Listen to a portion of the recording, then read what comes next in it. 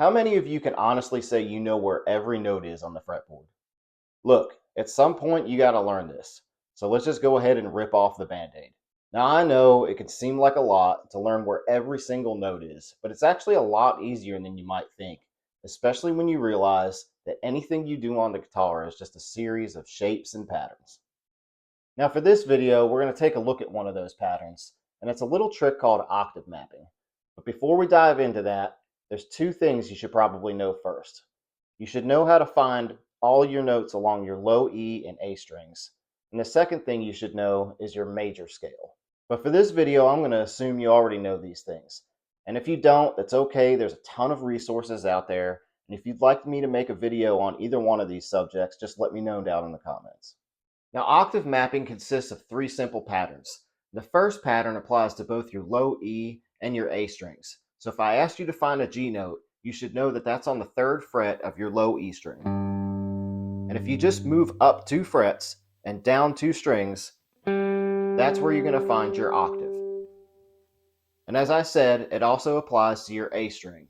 So if we start on the root of C and we apply that same pattern, up 2 frets, down 2 strings, that's where you'll also find your octave of C. Now when you get to the D string, that's where things change slightly, and that's just because your B string's tuned differently than the rest of your strings. This isn't a theory lesson, so we're not going to get into all that. Just know that this pattern applies across the whole fretboard. So we get to D, and instead of moving up 2 frets and down 2 strings, we're going to move up 3 frets and down 2 strings.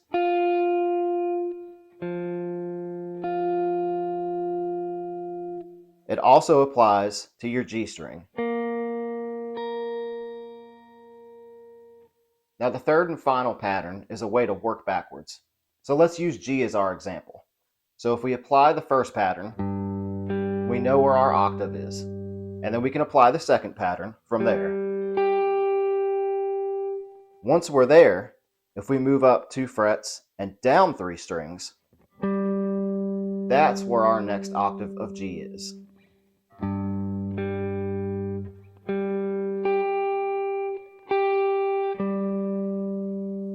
Now since we're on the A string, we already know to apply that first pattern.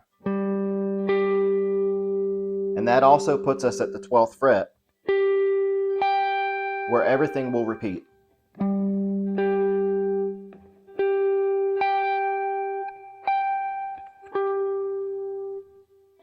And that's a simple way to find every note along the fretboard. Now using these octave patterns can also help you to find different chord voicings all over the guitar. Let's stick with G for this example. So a G chord is made up of 3 notes, G, B, and D. Now you just take those same shapes that we just learned and apply them.